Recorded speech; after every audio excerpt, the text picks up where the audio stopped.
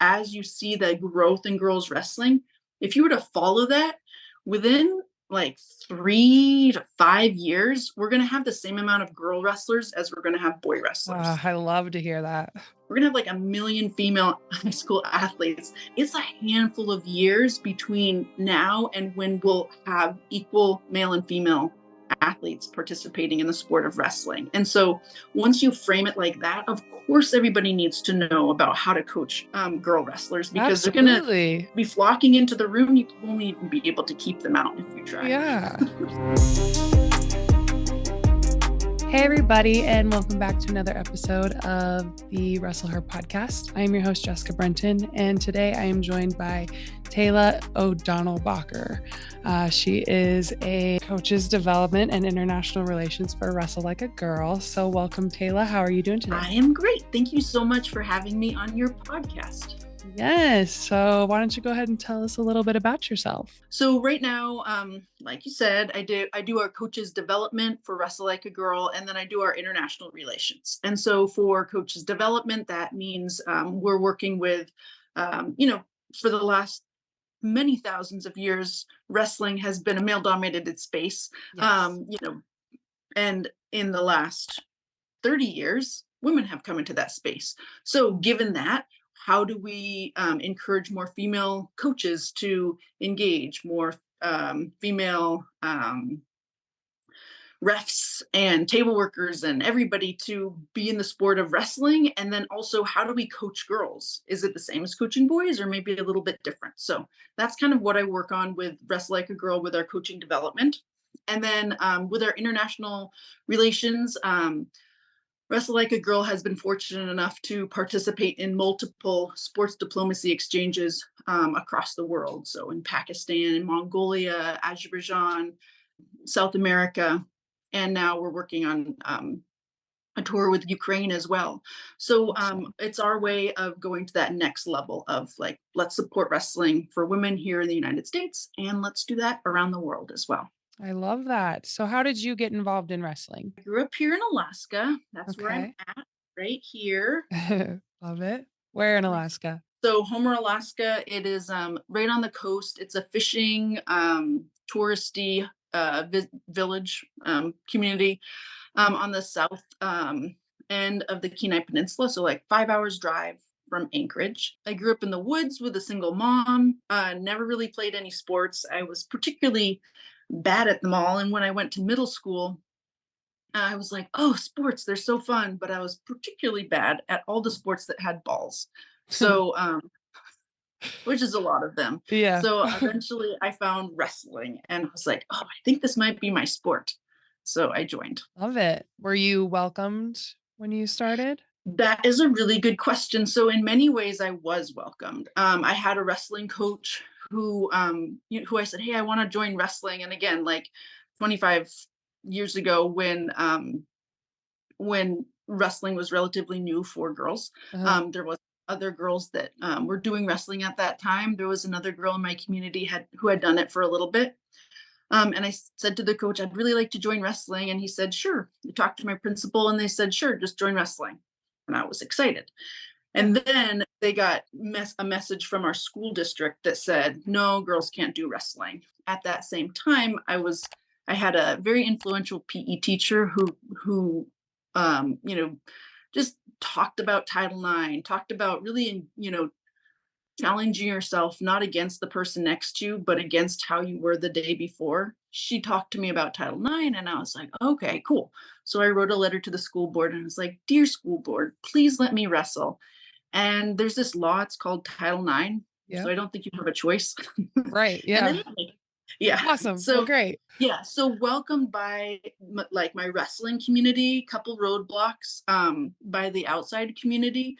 But for the most part, I had a very positive entrance into into wrestling. And I think that really helped me stick around. So you wrestled middle school, high school, then what'd you do after that? So I wrestled, boys team, middle school, in high school. In Alaska, I placed 6th at our high school state championships, Awesome. which was a big, I felt very accomplished doing that. Yeah, no, Because that's a great I didn't start accomplishment. Yeah. I didn't start out wrestling very well. It took me a long time to figure it out. And then I got to wrestle a little like nationally, and so we went to the USWGA nationals, which was like the high school nationals in Michigan. And I wrestled well there, and that was the first time I had really wrestled other girls, and I was like, Yeah. oh, I guess I am okay. Right. I went to college at Pacific University the first year that they had their women's program. And at that point, there was only 4 or 5 different colleges in the nation that girls could wrestle at. And we just had a really great team there that first year.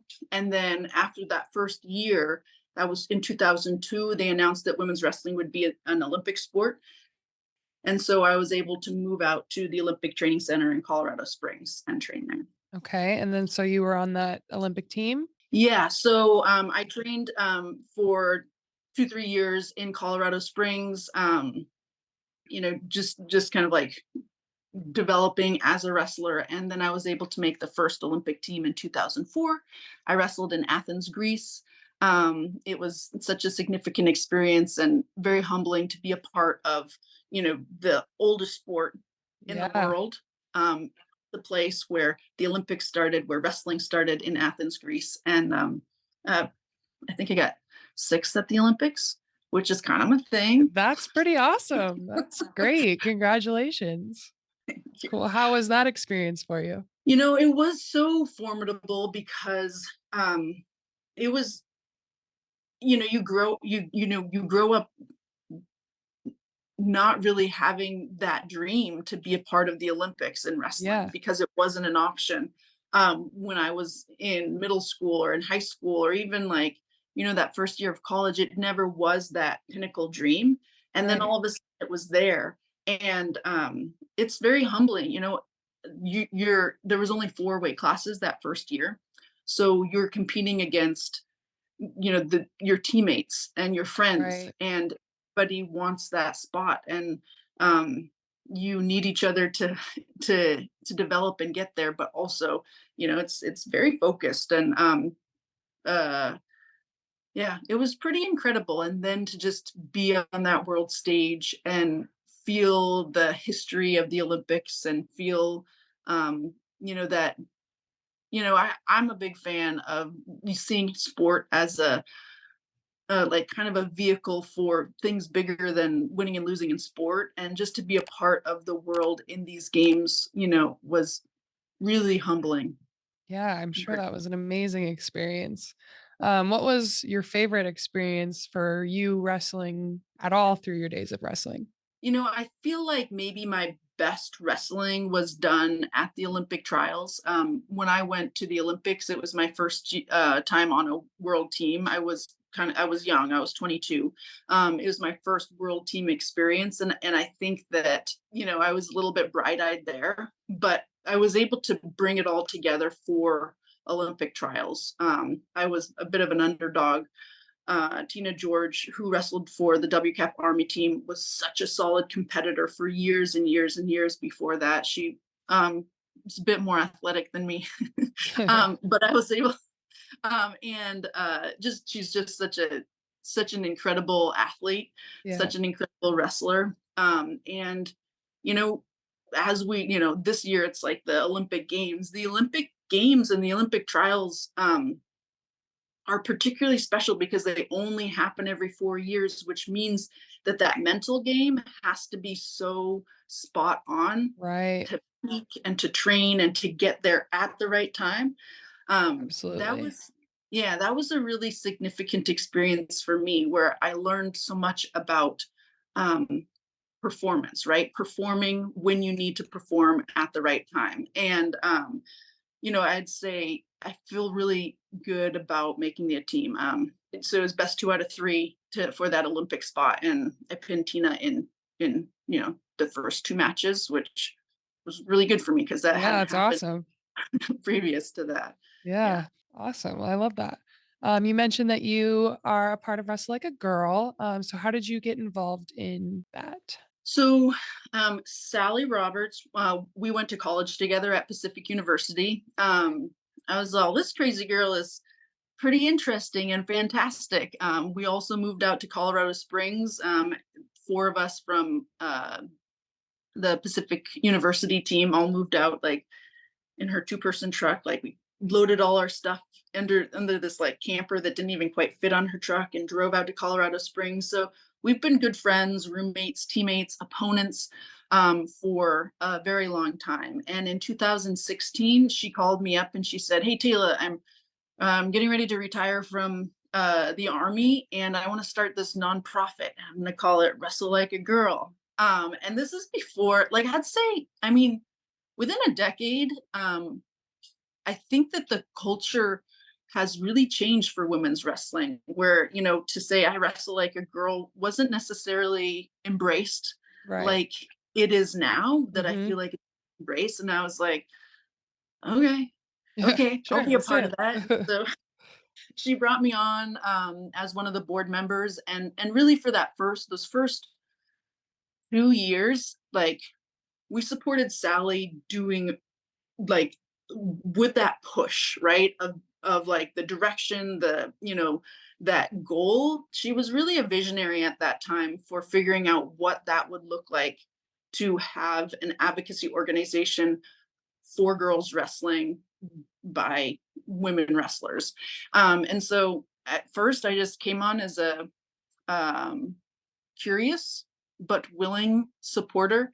And then through the course of Wrestle Like a Girl, I transitioned into more of a less often. I wasn't on the board anymore. I stepped into more of the doing, right. So I ran our Right.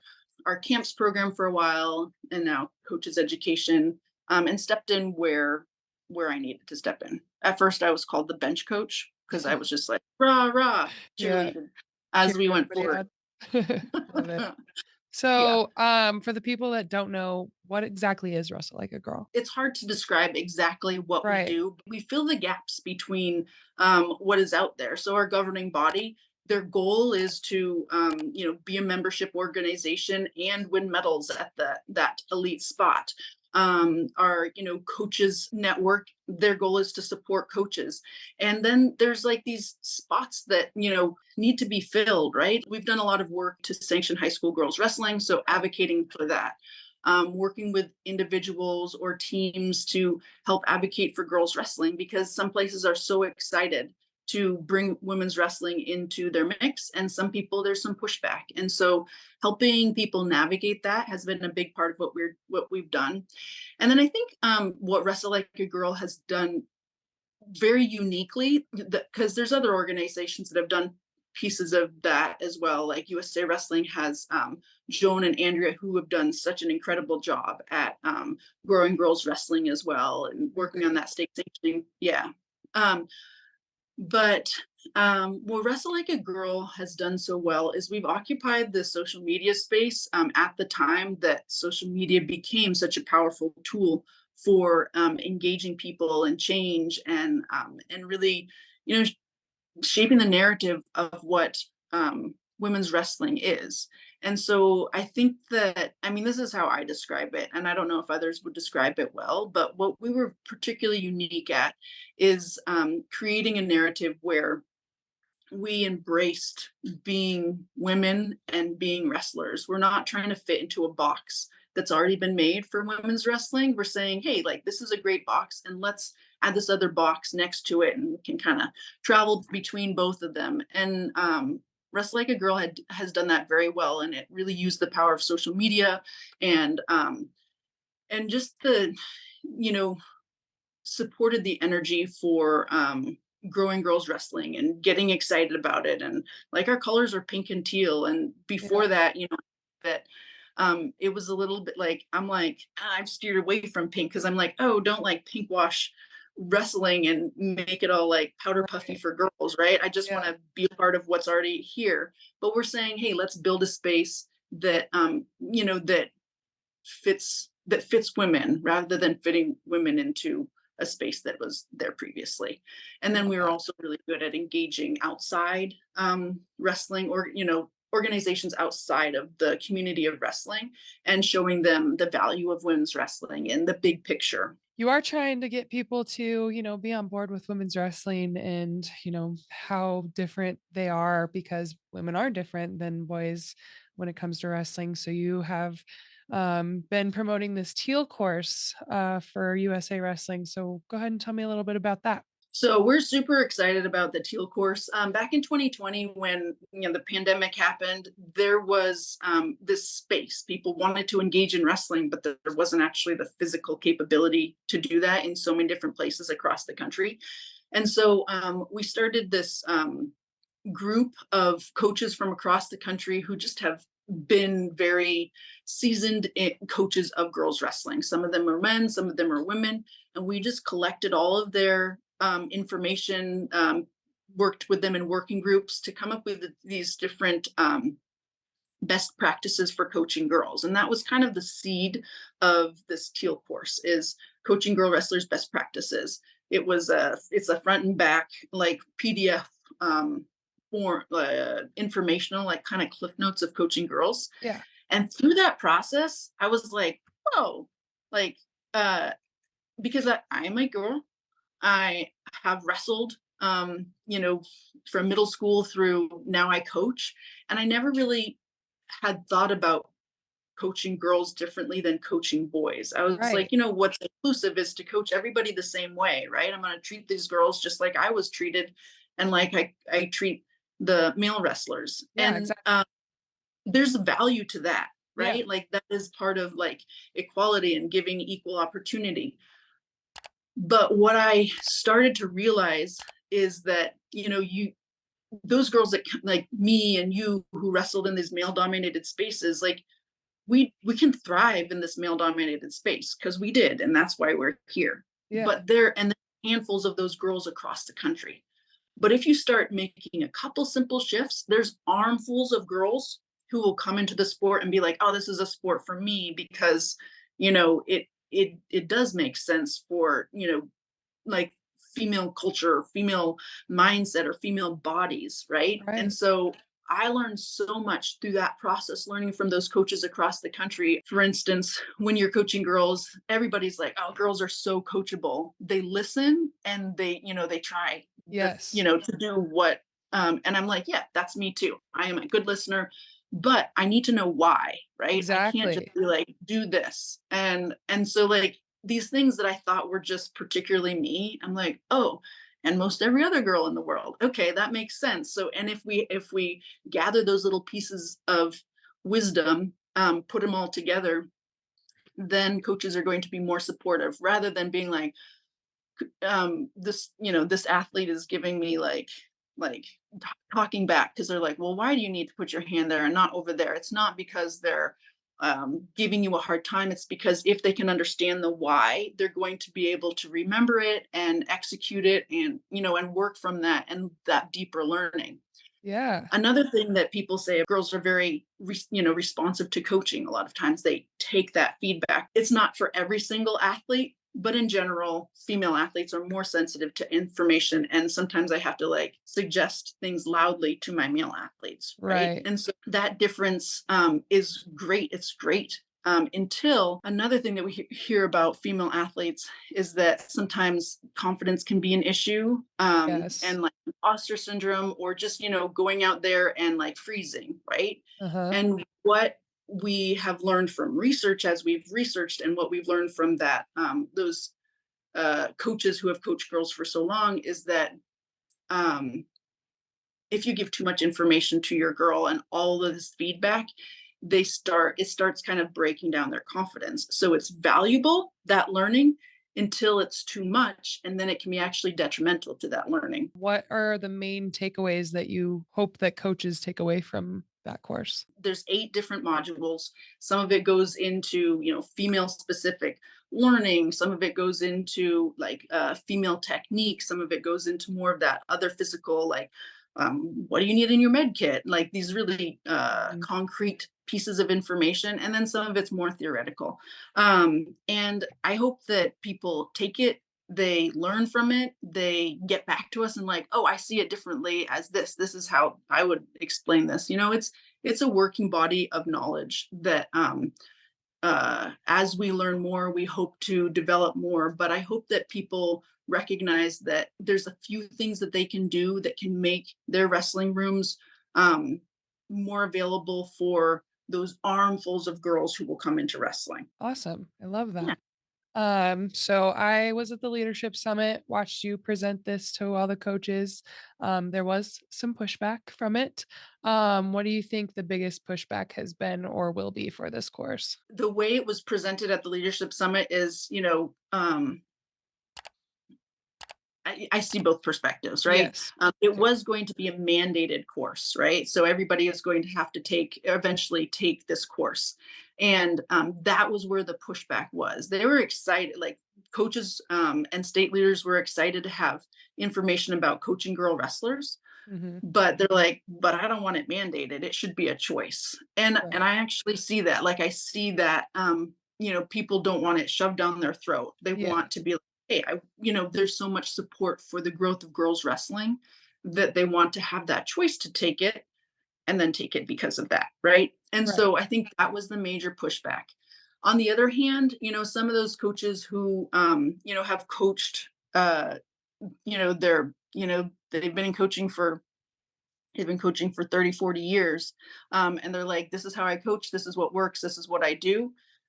And it does to a degree, but maybe incorporating a couple of some more information can help reach a wider group. And so I would hope that they'd be willing to take it. And if it's mandated, they'd have to, and they'd maybe get a little information from it, and they can leave it or not.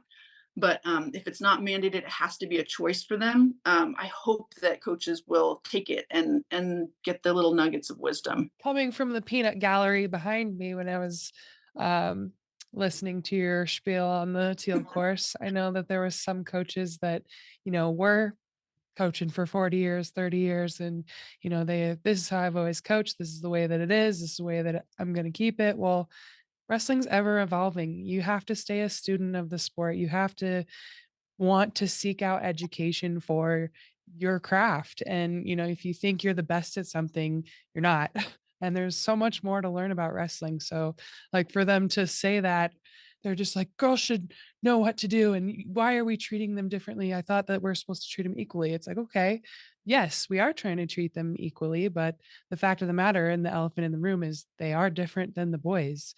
How are you going to address a situation, male coach, if your female athlete comes up to you and says, "Hey, I'm on my period. Can you help me?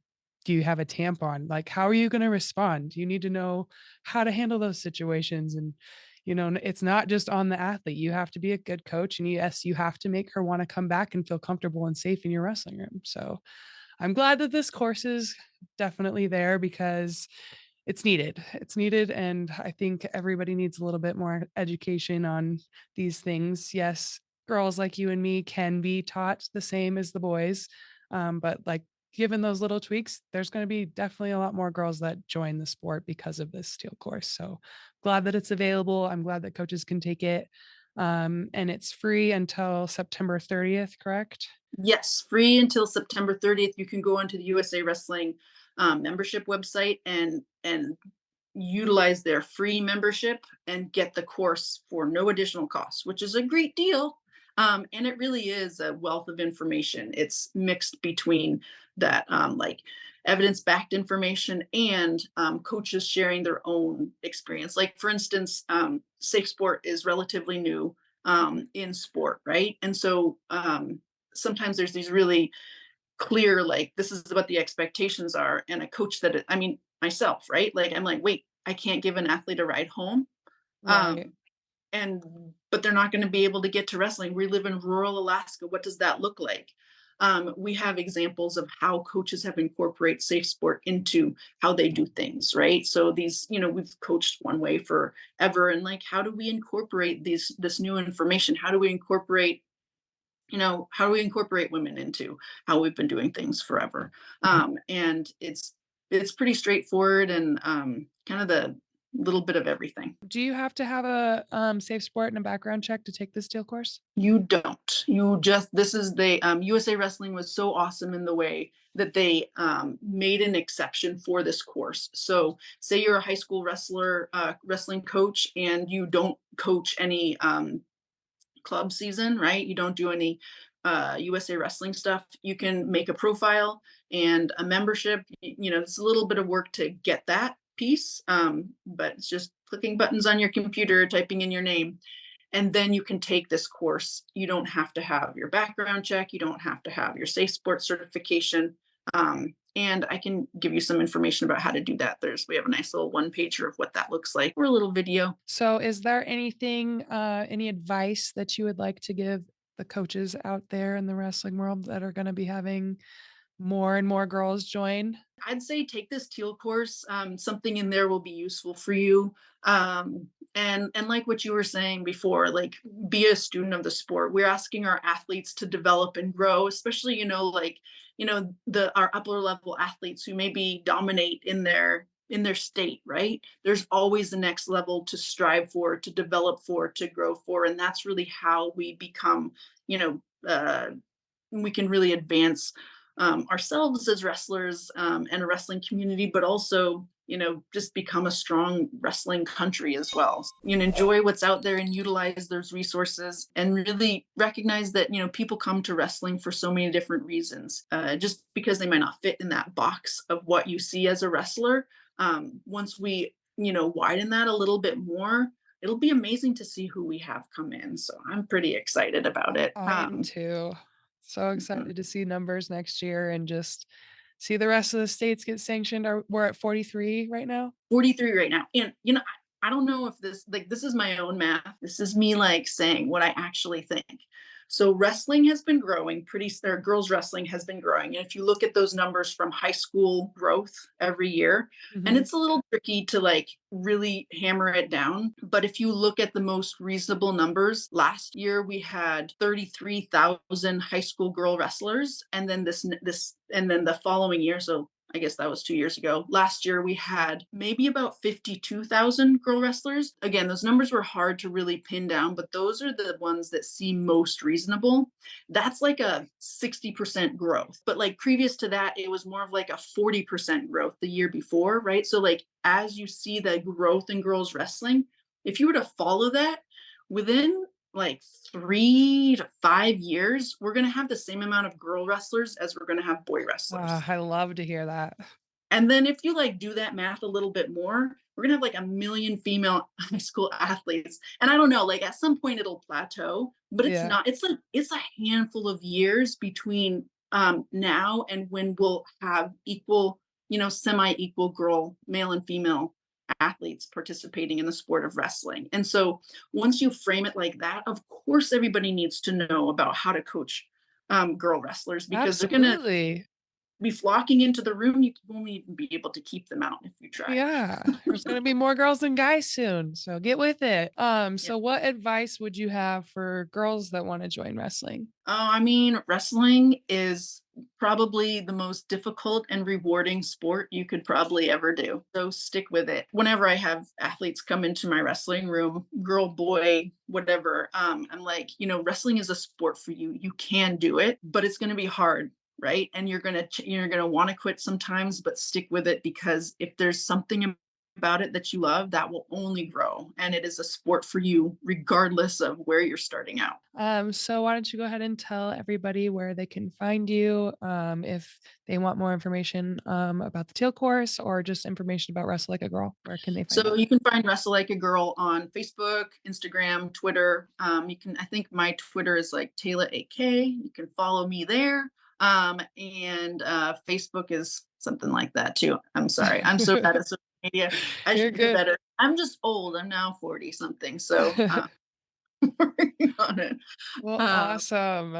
Is there anything else you'd like to add or say to our listeners today? I'm just really excited about this next generation of women who are coming up and, stepping into those leadership roles in the sport of wrestling, like you, like these young women that we see starting clubs and starting programs at colleges throughout the country, women who are stepping into the sport of coaching, whether they were previous athletes or not. It's just so inspiring and exciting to see these this next level of athletes coming up, and there's always that new cohort coming up and you're like, wow, these women are amazing. So I'm just excited about that. So I guess what I'm saying is rah rah, go get it. Yeah. I love it. I agree with you. I'm cheering also. Thank you so much for joining me. It was a pleasure to have you all the way from Alaska in a computer. So thank you for joining me. Thank you guys all so much for joining me, and we will see you guys next time. Bye. I can't accept the loss, I'm hard-headed. There's a little bit of madness to my method. Many falling off that fine line that I'm treading. I risk anything to be great, and I'm not letting nobody rob me of my victory. Number one, that's what I'm meant to be. When by any means, only thing that makes sense to me, I can make nice or make history.